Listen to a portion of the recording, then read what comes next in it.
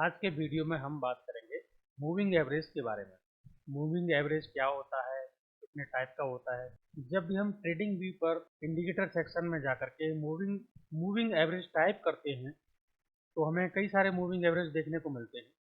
Moving average exponential, moving average simple, moving average weighted, HULL moving average, smooth moving average, Arnold Legoux moving average, कई सारे moving average हमें देखने को मिलते हैं। सबसे ज़्यादा यूज किया जाने वाला मूविंग एवरेज है मूविंग एवरेज एक्सपोनेंशियल और moving average simple.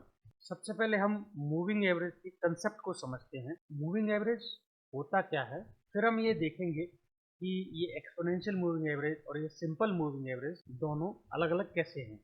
Moving average के कंसेप्ट को समझने के लिए हम सबसे पहले देखते हैं एवरेज क्या होता है। एवरेज की कंसेप्ट को समझने के लिए हम तो संख्याएं लेते हैं, जैसे 1 2 3 4 5 6 7 8 9 10, ये लगातार हमने 10 संख्याएं ली।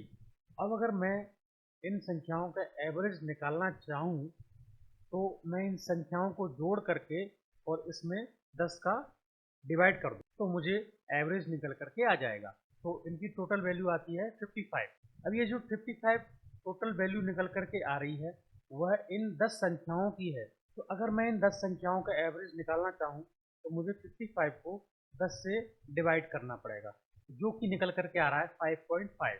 अब अगर यहीं हम कोई दूसरा एग्जांपल लें, मैंने ये 10 संख्याएं ली, 119, 121, 123, 122, 118, 119, 120, 117, 121 और 123। अब अगर मैं इन संख्याओं का एवरेज निकालना चाहूँ तब भी मुझे इन संख्याओं को टोटल करके और उसमें 10 का डिवाइड करना पड़ेगा। उसके बाद मुझे इनका एवरेज निकल करके आ जाएगा। इन संख्याओं का अगर मैं टोटल करूं तो वह निकल करके आ रहा है 1203, और अगर इसे मैं 10 से डिवाइड करूं तो वह संख्या निकल करके आएगी 120.3। ये तो हुआ एवरेज का कंसेप्ट। अब हम ये देखेंगे कि हम इसे मूविंग एवरेज क्यों कह रहे हैं। अब आप इन संख्याओं को नॉर्मल संख्या न समझ करके और किसी शेयर का प्राइस समझ लीजिए, और मैं ये कहूँ कि ये लगातार लास्ट के 10 दिन का ट्रेडिंग प्राइस मैंने यहाँ लिखा हुआ है। आज 23 अगस्त 2024 है। अगर मैं ये मानूं कि ये जो संख्याएं हैं किसी शेयर का प्राइस है, तो 23 अगस्त को जो प्राइस होगा वह मैं 123 क्लोजिंग बेसिस पर मान रहा हूँ। और अगर मैं किसी शेयर के मूविंग एवरेज को कैलकुलेट करना चाहता हूँ तो मुझे सबसे पहले यह डिसाइड करना पड़ेगा कि मैं कितने दिन का मूविंग एवरेज काउंट करना चाहता हूँ। 5 दिन, 10 दिन, 9 दिन, 11 दिन, 21 दिन, 20 दिन, 100 दिन, 200 दिन, 400 दिन, उतने भी दिन का मैं मूविंग एवरेज कैलकुलेट करना चाहता हूँ, उतने दिन की प्राइस को मैं यहाँ रखूँगा। अभी एग्जाम्पल के लिए मैंने यहाँ 10 दिन का मूविंग एवरेज कैलकुलेट किया है, तो मैंने लास्ट के 10 दिन की प्राइस को रखा है और उस 10 दिन के प्राइस को ऐड करके उसमें 10 का डिवाइड करके अपना मूविंग एवरेज निकाल लूँगा। अब सवाल ये आता है कि ये तो एवरेज है, तो इसे मूविंग एवरेज क्यों कहते हैं। मूविंग एवरेज कहने का सिर्फ यह कारण है कि जब ये डेट चेंज होकर के और नेक्स्ट ट्रेडिंग डे आएगा 26 अगस्त 2024 को, जब हम इस शेयर का 10 दिन का मूविंग एवरेज काउंट करेंगे तो हम सिर्फ 10 दिन की प्राइस को ही लेंगे। इसका मतलब यह है कि करंट के जो 10 दिन हैं, यानी कि 26 से पीछे के जो 10 दिन हैं, उनको हम काउंट करेंगे अपनी मूविंग एवरेज की काउंटिंग में। तो यह जो डेट है और यह जो प्राइस है वह इस 10 दिन के मूविंग एवरेज को काउंट करने में काम नहीं आएगी। इस तरीके से जैसे जैसे डेट बढ़ती जाएगी या ट्रेडिंग डे आगे बढ़ते जाएंगे, हम पीछे की प्राइस को छोड़ते जाएंगे और आगे की प्राइस को उस कैलकुलेशन में ऐड करते जाएंगे। तो जाहिर सी बात है कि यहाँ यह जो एवरेज है वो फिक्स नहीं रहने वाला है। जैसे ही शेयर का प्राइस चेंज होगा अगले ट्रेडिंग डे में, तो यह जो मूविंग एवरेज प्राइस निकल करके आया था वह भी बदल जाएगा। मान लीजिए 26 अगस्त 2024 को इस शेयर का प्राइस 125 रुपये हो गया, और अब हम 26 अगस्त 2024 को क्लोजिंग बेसिस पर 10 दिन का मूविंग एवरेज काउंट करेंगे, तो हमें सिर्फ यह डाटा लेना है। ये जो 9 अगस्त का जो वैल्यू है वह अभी 10 दिन के मूविंग एवरेज को कैलकुलेट करने में काम नहीं आएगा, और जैसे ही हम इसको ऐड करेंगे तो ये जो प्राइस है इसकी वैल्यू बदलेगी और मूविंग एवरेज की वैल्यू अपने आप ही बदल जाएगी। अब इस डाटा को हम हटा देते हैं और लास्ट के 10 दिन को हम कैलकुलेट करके देखते हैं। तो इसकी जो वैल्यू है वो आ रही है 1209 और जब हम इसको 10 से डिवाइड करेंगे तो उसकी वैल्यू निकल करके आएगी 120.9। तो जो वैल्यू 120.30 थी वह बढ़ करके 120.9 हो गई, क्योंकि यह जो प्राइस है वह मूव कर गया। अगर ये प्राइस कम हो जाता तो हो सकता है इसकी वैल्यू भी कम हो जाती। इसे हम कम करके कैलकुलेट करके देखते हैं।